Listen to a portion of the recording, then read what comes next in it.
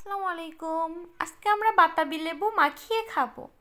তো আজকে বাতাবি লেবুটা আমার হাজব্যান্ডই মাখাবে।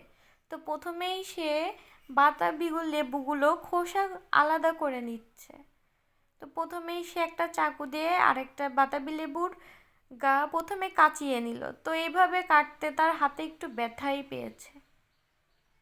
এভাবে কাটতে তার একটু কষ্ট হয়েছে, এজন্য সে এখন অন্য বাদামটা এভাবে কাটলো।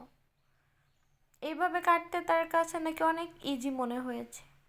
এই তো বাতাবি লেবুটার খোসা প্রায় এড়ানো শেষ। এখন সে বাতাবি লেবুর মাছ থেকে লেবুগুলোর আর খোসাটা আলাদা করে নিবে। এই জন্য সে একটা প্লেট নিয়ে নিল। এখন সে আস্তে আস্তে লেবুগুলো আলাদা করছে। আসলে আমাদের গাছের লেবু অনেক মিষ্টি ছিল, এগুলো একটু বেশি পেকে গেছিলো, এই জন্য ছাড়ানো খুব সমস্যা হচ্ছিল। জিসান এটা জিসান হলো আমাদের পাশের ফ্লোরের থাকে।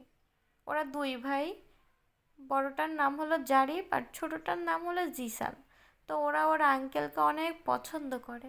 ওর আঙ্কেল যখনই বাসায় থাকে ওরা সব সময় ওর আঙ্কেলের কাছেই থাকে।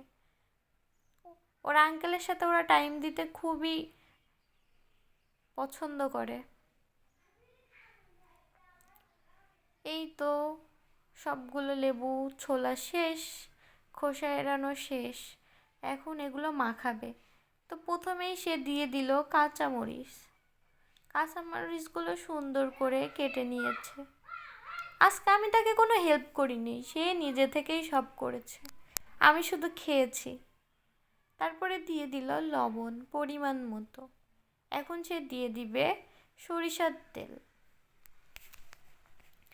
সরিষার তেল দেওয়া হয়ে গেছে। এখন সে দিবে কাসুন্দি। কাসুন্দি নাকি তার বাতাবি লেবু দিয়ে খেতে অনেক মজা লাগে। এই তো কাসুন্দি দিয়ে দিল। এখন সে মেখে নিবে, সুন্দর করে সে মেখে নিবে। এই তো তার মাখানো প্রায় শেষের দিকে হয়ে গেছে। সে আবার এগুলো খুব মাখাইতে খুবই ভালো পারে। আমরা তারপরে আম এগুলো মাখাতে সে খুবই ভালো পারে। এখন আমরা দুজন খেয়ে নেবে। বাচ্চা দুইজন মরিচ খায় না, ওরা ঝাল একটু কম খায়, এজন্য ওদের আলাদা করে মেখে দিয়েছিলাম। হয়তো সেটা ক্যামেরায় নেওয়া হয়নি।